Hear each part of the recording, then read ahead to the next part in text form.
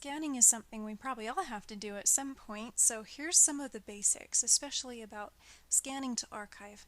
On the website associated with this video, I've also included some links to pages of people who are much more knowledgeable about this than I. I honestly have not done much image scanning and archiving, so I'm going to tell you the bit I know and then send you links or give you links to go on from there. The first thing you need to do is acquire a scanner, and scanners come in all shapes and sizes and qualities anymore. It's a good idea to get online and look at some reviews before you purchase one. I would recommend getting one that's not necessarily attached to a fax machine or a printer if you're planning on doing good archival quality scans. The one I'm using is an Epson Perfection 4490 Photo, and I purchased mine back in, I think, about 2007, so it's been a sturdy little model and it still works great. Once you've got your scanner acquired, install the software and hook your scanner up so that it's plugged into a power source and also into your computer, and then turn it on. Make sure you read through the manual and make sure everything's okay. Grab a soft cloth and clean off the glass. You want to get all the dust and particles off of that because they will show up on each of your scans if you don't. Once you've done that, I would suggest creating a folder that those scans will go into, which I've done here. And then I'm going to open up my scanning application. And my scanner actually came with this one. When you open your application, a lot of these will have a question about what sort of mode you want to work in. Mine has got several modes. It has full auto, home, and professional. So full auto is you just put the pictures on and click and it does everything. Home mode gives you a few more chances to change things, and then professional mode is what I like to work in because it gives me the best, all the most information that I can change. So let's just take a quick look at what sort of information I have here. Well, first off, I have a place where I can save the settings. So if I get everything set up exactly the way I want, say for scanning in color family photos, I could save that setting and then use it again in the future. Tell that thing's no, so it doesn't keep popping up. If you're doing color photos, it's good to take a look at your settings and choose ones that are great for that. So my document type option here is film or reflective. It's not film, so I'm going to pick reflective. The auto exposure type, I'm going to set it photo. I wish it didn't have an auto expose, but it only has that in document. The image type is a question. So if you're scanning in color photos, the best one for that will be 24-bit color. If you're scanning in black and white photos, I still suggest doing it in color. But if you're scanning in documents, if you actually switch the document type, exposure type to document and then to 8 or 16-bit grayscale, that works really well too. Alright, changing that back to photo. Resolution. So resolution is how many pixels makes up the image in 1 inch. And a low resolution would be something like 72 pixels in an inch. That's typically what is used online and for screens. But for printing, 300 dots per inch is the standard. So if you're going to scan these in and print them out at their original size, set it to 300 dots per inch. If you're going to print them out bigger, say at twice the size, then you might want to double this number. It's a good thing to read on your scanner what resolution it's capable of. After that, there's a whole bunch of settings, and these are ones that if you've used Photoshop, you recognize as curves and levels and backlight correction and all this stuff that you can set up if you want your scanner to take care of that. Once you have all your settings figured out, click Preview, and it will make a quick rough scan of whatever's on your scanner bed. Most scanner beds are about the size to place 4 4x6 photos, and something to be aware of is that most scanner beds, the very edge of the glass does not get scanned. So just keep in mind, you might want to test out a scan to see if yours catches the full edge or if you need to place things just inside a little bit. When you are scanning something that is smaller than the entire bed, most applications have a way that you can create a selection around what is there. And that way when it scans, it won't take its time scanning the whole bed. So especially if you're doing a high resolution scan like something at 600 or even 800 dpi, that could take forever to scan all this blank space that you don't need. So I've created a selection around what I want it to scan, and then I'm going to click Scan. This particular one asks me where I want to save things, so I'm going to go tell it to save them into the file I've created called Scans. And the image format is really important.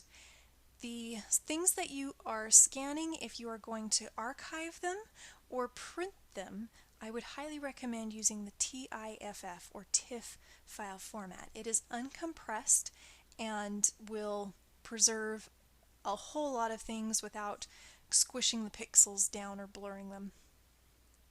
So I'm going to say that. Mine will open the folder after scanning and click OK.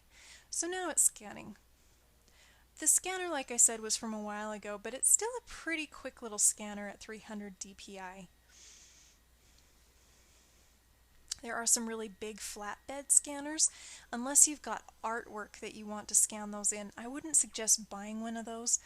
They're just really expensive, and unless you're creating something artistic, it's just not worth the expense to me. If you're scanning in photos, that these little scanners do a perfectly good job.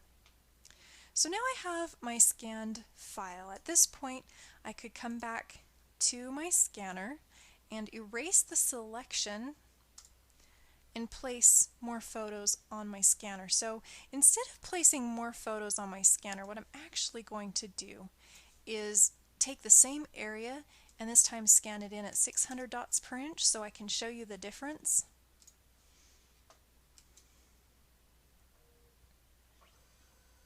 Waiting. So this one's going to take a little bit longer because it has to pack more detail into each of those areas.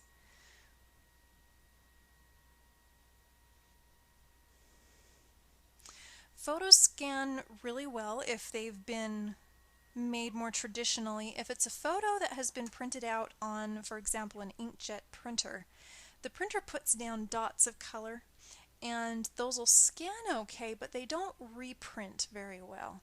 So if it's something that's been printed and you can see a dot pattern if you look at it underneath a good powered magnifying glass, then it probably won't reprint well. You can scan it, but it won't reprint well. Okay, so I'm going to name my scans. This first one, I'm just going to call it 300, so remember that one's 300 dpi, and this one is 600 dpi. If you are scanning files to archive, it's a very good idea to come up with some sort of a naming system that helps you know maybe who's in the photo, when it was taken, and maybe what collection it belongs to. There's plenty of sites out there that are dedicated to family history and preservation that have a whole bunch of advice to give on how to do that in different systems. So I'm going to open both of these in Photoshop by just selecting those files and dropping them on my Photoshop icon. Let's look at the 300 dpi one first. Zoom in really far on one of these faces. And on this one I'm going to do the same. And then under Window I'm going to say Arrange and 2 up vertical. So I know there is somewhere where I can sync these and they'll zoom in it the same way, but honestly I can't remember where that is. Okay. On the left is the picture that is 600 dots per inch. If you look at his ear, it's a much smoother transition around it, where if we look on this one, you can actually see the pixels on there. So that would be one reason to scan at a higher resolution. So if they are valuable family photos, especially things like formal portraits, I actually would recommend scanning those in at 600 dpi. If they're just snapshots, it's kind of your call. Are you going to ever think you want to crop it down but still have your picture be fairly big? somewhere between that 300 and 600 range. So those are fun. All right, let me close out of the 300 one. We'll just go with the 600 one since it looks better. The next thing you have to do if you've scanned a whole bunch of pictures and they're like this is actually just separate them into their own file. So I'm going to grab my polygonal lasso and set the feather value to 0 and then use it to just click from corner to corner around the first of these pictures that I want to take away. Okay, then go to Edit and choose Cut. Don't panic, we're going to make a new file and it'll be there, I promise. Go to File, choose New. Don't change anything here because it actually got those settings from the selection we just made. So just click OK and then paste. So Edit, Paste. Now you'll notice that I've got a couple things going on. I've got 2 layers which I don't really need, and it's still crooked with some white showing around it. The crop tool, which is about 5 down on your toolbar, has got a really nifty feature. Up in the top there is a little feature called straighten, and if you click on that you can draw a line from that top corner to the other top corner and it will automatically crop it in and rotate everything so that it's framed up really nice. I would recommend making sure the delete cropped pixels is on for this tool at this time and then push enter to finalize. Now we don't actually need a Photoshop file with layers, so I'm going to right click on this layer and tell it to merge down, and that way when I go to File and choose Save, I can save it again as a TIFF file. If you leave layers, TIFFs will save as layers, but then this layers option would be open. Then I would give it the name that I'd chosen for my naming convention. If you're just doing casual scans, the names of the people would work too.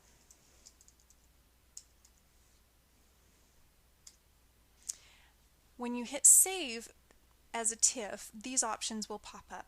You want to make sure this top one is set to none. It means it won't compress any. And then say OK. Let's come back and look at our original scan. This other one's got some more interesting things going on, so I'm going to grab my lasso and select it just like I did the first one. So really you should have a folder for scans and then a folder for your finished photos that you can move these into when you're done. So to cut, the shortcut is Command X, and then I'm going to hit Command N for new and click OK, and paste is Command V. Now this one's turned on its side. Often this will happen when you're scanning. To orient it correctly, go to the Image menu and choose Image Rotation, and here I can choose Turn 90 degrees clockwise. And then I can grab my crop tool, click the straighten option, and do the same thing that I did on that last photo. Now this one had such a little bit of white around it that it actually didn't do much good. So I'm going to do a couple things. First I'm going to go to my view window and make sure that snap is turned off. It doesn't have a check by it. If it's turned on, it makes little tiny adjustments kind of difficult to do. I'm going to zoom in a tiny bit and then pull in these corners so that none of that white stuff is showing, and then hit enter to finalize. And again, this is on its own layer, so I'm going to right click on the layer and say merge down, and that has been straightened out. Now there's something else going on in this photo. There's some red eye, and red eye happens a lot in photos. So Photoshop CS6 has a nifty tool to correct that. I'm not sure when this tool was introduced. I suspect CS5 and previous versions won't have it, so I'll show you how to do it the old-fashioned way after this.